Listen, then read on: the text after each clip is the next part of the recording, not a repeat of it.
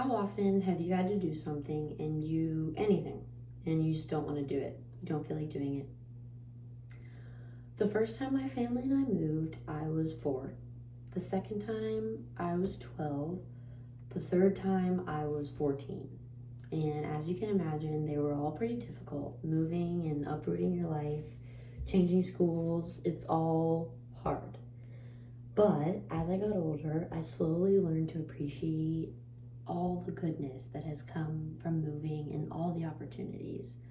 I've gotten to experience new places, I've gotten to meet so many new different people, and most importantly, I've gotten to truly just find myself, who I am, what I like, what I don't like, where I like to be, everything like that. So I grew up in a family of 5, including myself, my mom, my dad, my 2 older brothers, and we started in Michigan, where I was born. And our first move was to South Carolina, which is where we spent most of our time, 9 years. I was there from kindergarten to 6th grade.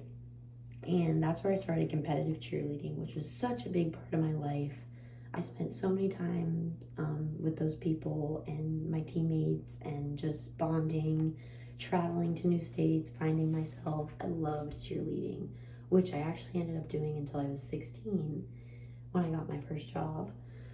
But anyway, finished 6th grade in South Carolina, and then my dad said we were moving to Tennessee. So I finished middle school in Tennessee, went to a new middle school, kept cheering, kept making new friends, finished middle school, and that's when we moved to Florida. Our last move in 2017 was to Florida right before high school, so that was a little difficult, but I found my way, I found my friends. I continued cheer until I was 16 when I got my first job, which also taught me so much about myself, what I wanted to do maybe with my life, work ethic, just all those things, doing things for myself on my own, finding my way, being myself, being outgoing, and letting my journey take me where I want to go. And looking back, I graduated 2021, came to FGCU beyond excited to start my future in college. And looking back on all those times my dad sat us down and said we were going to move, it was hard. Like, uprooting and change is hard. But sometimes doing things you don't want to do, the best outcomes can come. Like, you never know. Having an open mindset, I learned how to have an open mindset just from moving and changing.